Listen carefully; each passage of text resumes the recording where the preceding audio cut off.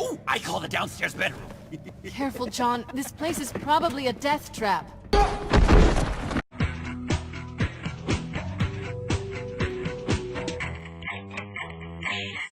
What's up everybody, I am Mike and today I will show you how to paint this Batman, the Telltale series Joker custom head sculpt. Now this version of the Joker isn't based on the regular old comics, but instead on the Telltale series of adventure games. They have now been released on pretty much every system, so without further ado, let's go right in. I've already given the head a white base coat, and as always I will be using a mixture of pastels and acrylics to paint the sculpt. I've also already went ahead and gave the head some dark green hair and slightly painted his eyebrows. Now for the beginning, all you really need is some dark red pastel chalk and a small brush. Then you will carefully pick up the paint and then just slightly start rubbing it onto his lips. Now it's time to bring in a second brush, which is a little bit sturdier, and with that we can easily rub in the remaining paint. Now let's bring in a little bit more paint at the edges and carefully paint the entire area dark red. Now when you paint the lips, just be careful not to use too much paint. Whenever it becomes too much, just quickly blow it away. Now after a couple of layers you should be good, and this is the way you want your lips to look. Already looks a lot more like the Joker, and for the next step we can finally start painting his eyes. And while you're painting the eyes, it might also be a good idea to also turn on some lights, because the brighter the better. Now let's take a small brush once again and make sure that you get a nice circle into his eyes. Now don't worry about painting a perfect circle, all you really need is the basic outline. After all, you can always get back with some white and correct all your mistakes. Now just make sure that it somewhat resembles the general shape of an eye. Okay, now that you have the basic outline for his eye, you need to paint a thin black line on top of it, just right here. And also make sure to do it on the other side, and you should be good. So now we can start painting his actual eye, and for that we will simply need some green and a very small brush. Now pick up some of that green paint and carefully try to make it into the middle. I practiced, just like I said I would. In moments like these, it is always helpful to actually try out how to paint the sculpt before you actually put paint on your brush. This way it becomes less risky. Now just make sure that you don't touch the edges of the circle. After all, you still want a little bit of black at the edges, and ultimately you can still go back and correct each and every mistake. Now once you're finished with the eyes, you can also add some dark black and some green highlights to his eyebrows. There we go, that already looks a lot better. So it's always a good idea to start with things that are hard to do at the beginning, and then once they're out of the way, you can go and move on to something that's a little bit easier. So now that your eyes look a little bit like this, you should be continuing to the next step and add a little tiny white speck onto his eyes.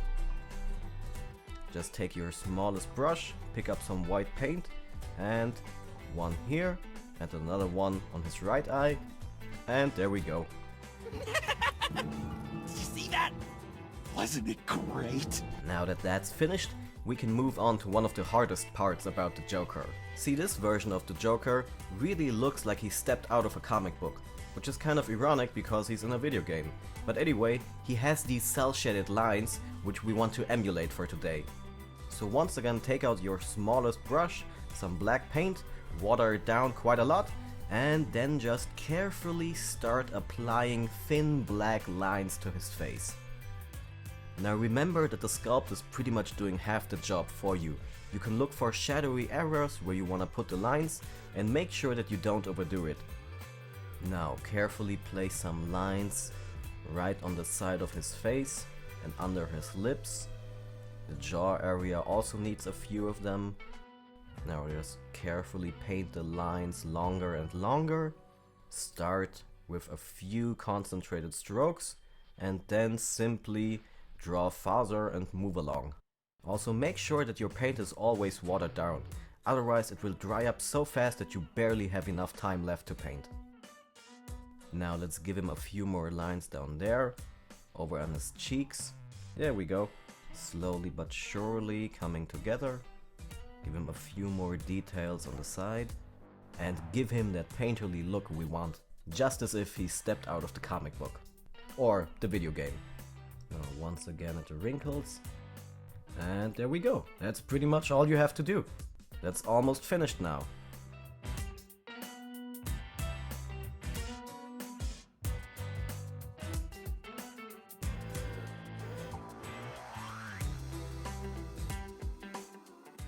Wipe off some excess paint. And there we go, closer to his eyebrows, be careful not to touch those. And above his nose. There we go. See, I'm pretty much just painting into the wrinkles. Letting most of the sculpt do the work for me. Now just give him a few more lines up here. Some more on top. And on the side. There we go.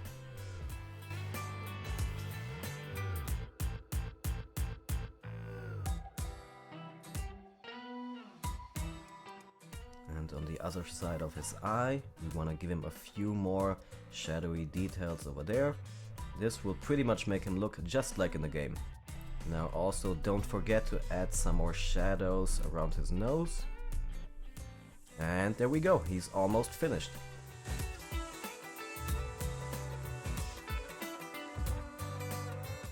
And move along to the other side of his face and continue painting over here.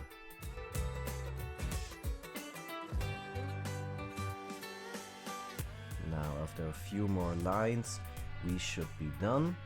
It really mostly depends on how much lines you want and how many details you want on your face. There we go, a few more over here and some on the side. Careful not to make it look like a beard. And after a couple of tries you should have something that looks a little bit like this. Now, I will admit, right now he really looks as if somebody drew on his face with a Sharpie, which we are trying to correct right now. So, go back, take up some white acrylics and make sure to thin out all the remaining lines.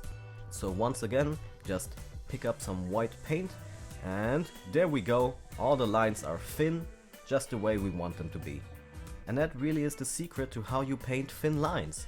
You usually start with a medium or a very thin line and then you carefully go back with the paint it already had at the beginning and slightly correct each and every mistake until it looks just the way you want it to. So now that all the basic work has been done, we can go to the fun part of painting the Joker. So once again pick up some pastel chalk, one of your bigger brushes, and slowly but surely start applying that powder to his ears and to the rest of his face. Now make sure that you don't overdo it. After all, you are painting on a completely white surface, so the pastel chalk will really stick to it. Now once again, be careful not to overdo it, and if you have too much excess paint on your sculpt, you can always easily just blow it away. Now let's paint the other ear and give him a little bit of skin coloring there and some more on his hairline to create some softer shadows. And of course, we also want to pronounce those wrinkles around the eye area. Above his nose once again and moving along the hairline. Now take a smaller brush and carefully use some dark red under his eyes. There we go, that makes him look a little bit more realistic. There we go. Right on, that already looks a lot better. And as per usual, let's take a bigger brush and some really bright skin coloring. Now this will blend all the other paint we have still left on the sculpt and make it look a little bit more homogeneous. There we go, that already looks a lot softer than before. This way you can also get rid of all the residue, and remember, now comes the final step with the pastels. Take some black pastel chalk and just carefully apply it to all the shadows on the sculpt. Also make sure that you enhance some of the black lines around his face. This will make the transition a little bit softer. Now that we have dry brushed his hair and also added a few shadows, we are at the final step, which always involves gloss varnish.